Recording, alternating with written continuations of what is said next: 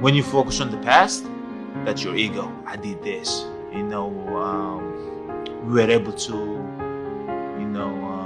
beat this team 4-0. I did this in the past. I won that in the past. And when I focus in the future, it's my pride. Like, yeah, next game 5, I do this and this and this. I'm going down. That's your pride talking. Like it doesn't happen. Like you're right here, and I kind of like try to focus in the in the moment, in the present, and that's humility. That's being humble. That's not setting no expectation.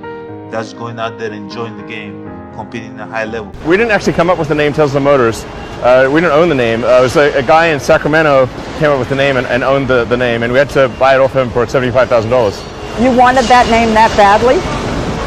Yeah. The guy in Sacramento really didn't want to sell us the name either. I sent the nicest guy in the company to just go sit on his doorstep and not leave until he agreed to sell it to us. A sweet guy. The nicest, impossible to anger, nicest person. So eventually the guy said, fine, I'll sell you the name. If you leave my doorstep. Yeah, pretty much. Here's the lack of empathy. This is normal in our business world.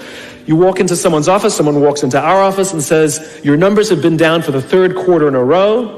You have to pick up your numbers, otherwise I can't guarantee what the future will look like. How inspired do you think that person is to come to work the next day?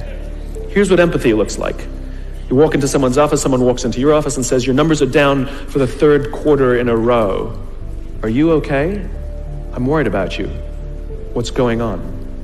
We all have performance issues. Maybe someone's kid is sick. Maybe they're having problems in their marriage. Maybe one of their parents is dying. We don't know what's going on in their lives. Put some things together, 3 or 4 things you can do every day to start the day, kickstart your day, get going in your day to give you a sense of respect for yourself, accomplishment for yourself. Look, just beating that sun up every morning gives me the sense of accomplishment that I did what I said I was going to do, that I woke up when I said I would wake up, and I start building respect for myself, start believing in myself so that I can go out into the world and maybe today when I go into this meeting that I'm dressed for, maybe they'll believe in me as much as I believe in me, and that'll show up in a contract, a deal. Time creates distractions. Literally, time, if you're like managing time, you get all these distractions that are going there.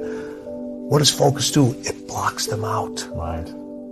So don't worry about managing time. Manage your focus. Be in that moment when you're in that moment, and then you'll get so much more done during that time. Mm-hmm. All right. Time tells you to stop. All right. Focus tells you keep going. Mm-hmm. When you focus, what do? You just keep going. You just keep going. Anxiety has this ability to stretch your soul thin, and you feel out of control.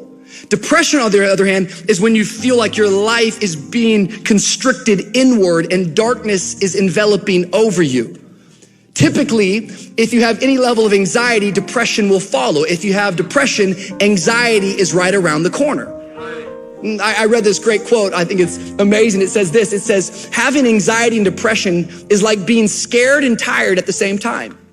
It's the fear of failure, but no urge to be productive. Most people want to be happy, but their habit is to be worried or pissed off or frustrated or stressed. And so they've got a highway to stress and they got a dirt road to happiness. So I wire myself. I've got a highway to gratitude, which changes all your emotions. And then I do a 3-minute process of kind of a prayer for my family and friends. And then I do a 3-minute process of the top 3 things I want to accomplish. I see it as done and I feel it. I'm done in 10 minutes. So sometimes I go 20, but my deal is 10. So there's no excuse not to do it. Every single day has to be a pursuit to get better, to improve, to grow, to stretch, because you are ultimately chasing the destiny version of you. Do you hear me on that? Say yes.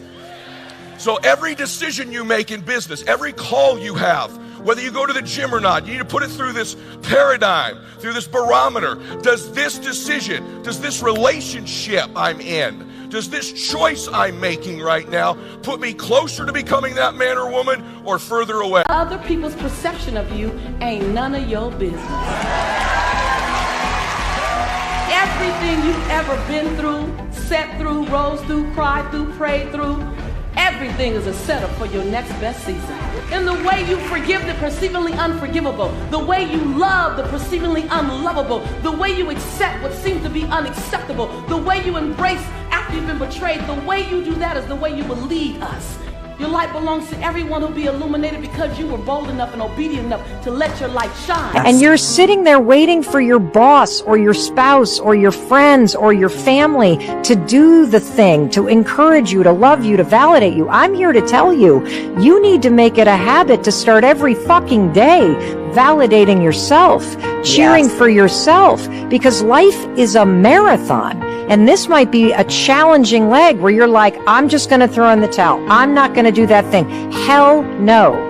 If you're standing in front of that mirror, you deserve to feel the support and empowerment and encouragement that you need.